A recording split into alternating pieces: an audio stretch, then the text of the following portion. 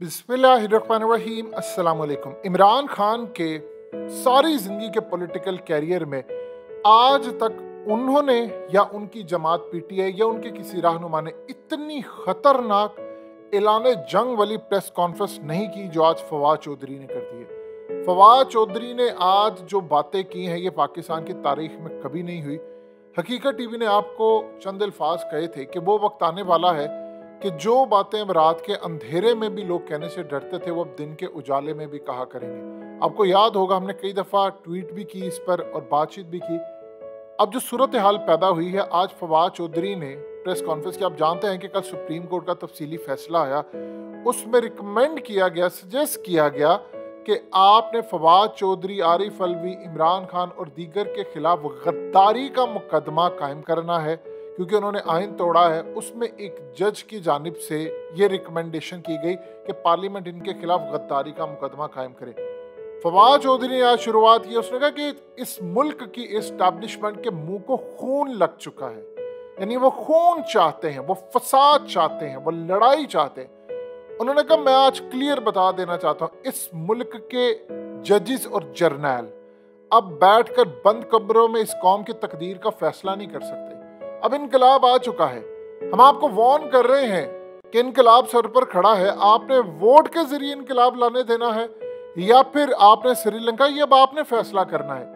अगर आपने आर्टिकल 6 या गद्दारी की बात की तो इस मुल्क में फिर रस्से कम पड़ जाएंगे, गर्दनें ज्यादा होंगी और फिर याद रखिएगा सब इसकी लपेट में आएंगे और उन जजेस को ज्यादा पड़ेगा जिन्होंने इस मुल्क का आइन तोड़ा है।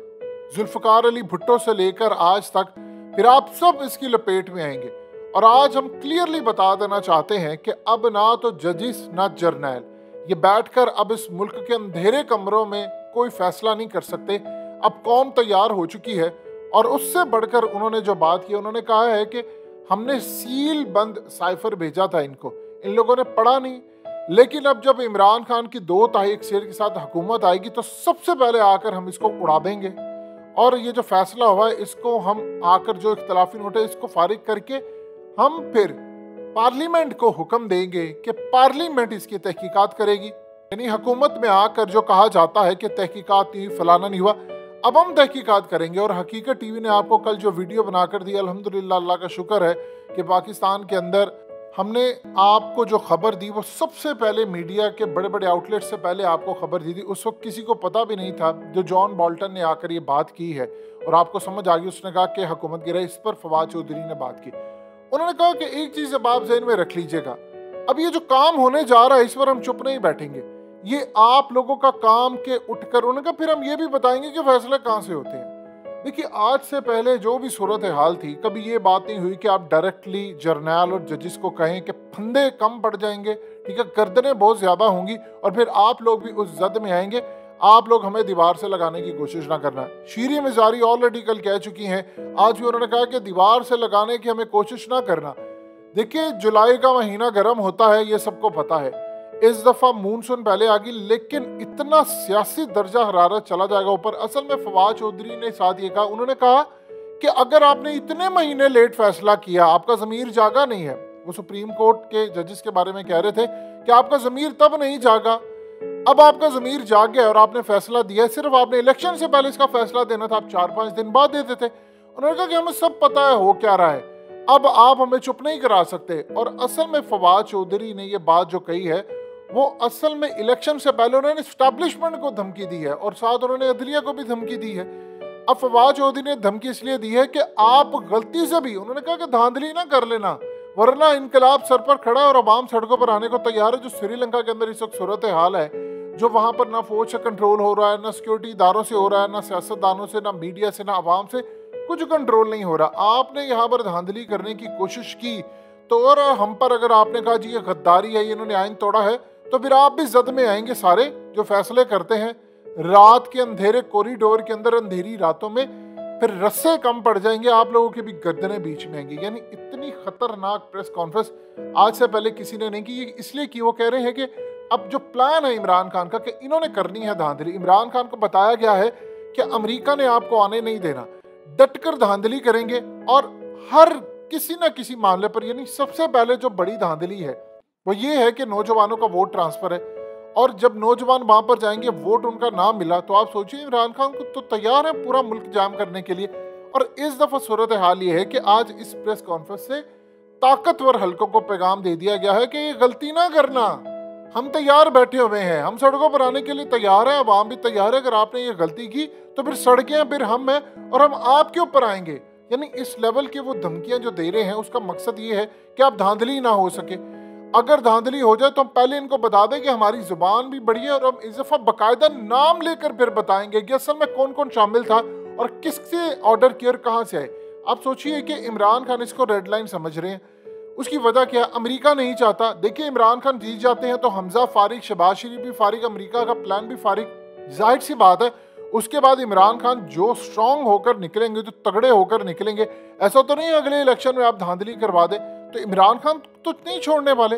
और अवाम आप जानते हैं पहले से बिफरी पड़ी है, और मुल्क के अंदर और पूरी दुनिया में जो हालात चल रहे हैं, ये असल में जो मामला चल रहा है, इस पर इमरान खान पीछे नहीं हटने वाले। उन्होंने किसी सूरत किसी को नहीं छोड़ना, तो उन्होंने तो तहैया कर लिया है कि मैंने पीछे नहीं हटना।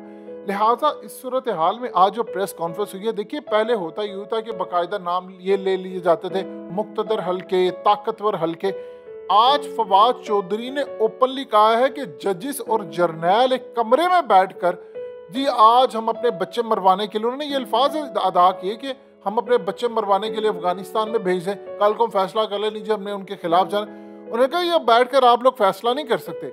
देखिए सोशल मीडिया पर भी ये कैंपेन चली हुई है और हर जगह पर कहा जा रहा है कि सवाल तो अब होंगे, और इस सवाल के ऊपर देखिए एक दलील दी जाती है कि हजरत उमर फारूक रजी अल्लाह ताला अन्हु से जब चादर के मुतालिक सवाल किया जाता है, तो आम आदमी ये पूछता है कि बाकी किसी से क्यों नहीं सवाल हो सकता? सवाल सबसे हो सकता है। ये क्या बात है, कोई सवाल करे तो फलाने के ऊपर मुकदमा कायम हो जाए, फलाने हो जाए। जाहिर सी बात है, अवाम के टैक्स से पैसा जाता है, सारा अवाम का टैक्स जाता है। सारी देखिए सारे इदारे हों या पाकिस्तान के तमाम सरकारी अहदों पर, पुलिस से लेकर सारे लोग ये जवाबदेह हैं, क्योंकि टैक्स अवाम का है। अवाम पूछिए भाई हमारा टैक्स है, बदले में हमें सहूलत क्या मिली है?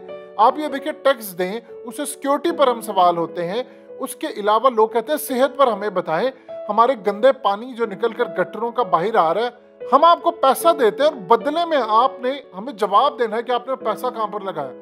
तो ये सोशल मीडिया पर एक कैंपेन चल रही है जो पीटीआई की जानिब से, इसको वो आगे लेकर चले। और सवाल इस वक्त जो सामने आ रहा है वो ये है कि फवाद चौधरी ने जो प्रेस कॉन्फ्रेंस की है, वो उसमें इमरान खान ने भी गुस्सा निकालना है, ये बात याद रखिएगा। अब वो भी क्लियरली आपको देखिएगा, फवाद चौधरी का मिजाज है डिफरेंट। देखिए इमरान रियाज ने सही बात की थी, उन्होंने कहा था कि फवाद चौधरी जब बात करते हैं कोई इनको गिरफ्तार करके दिखाए। अब जाहिर सी बात है फवाद चौधरी कह रहे हैं मैं बात बिल्कुल ठीक कर रहा हूँ कि जिस मुल्क के अंदर ये कहाँ से फैसले आ जाते हैं और फलाना कर देते हैं, वो ओपनली ये बात करे। और वो कह रहे हैं इस मुल्क की एस्टैब्लिशमेंट के मुंह को खून लगा हुआ है, बस वो चाहते हैं कि मुल्क के अंदर कोई फसादात होते रहे ताकि डाइवर्ट होता रहे ध्यान इनकी जगह से।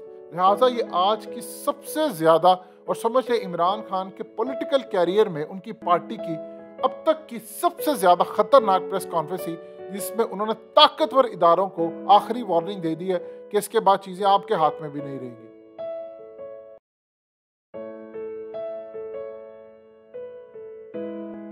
हकीकत टीवी को सब्सक्राइब करना मत भूलें, वीडियो को लाइक करें, शेयर करें और कमेंट सेक्शन में अपनी राय का इजहार जरूर करें।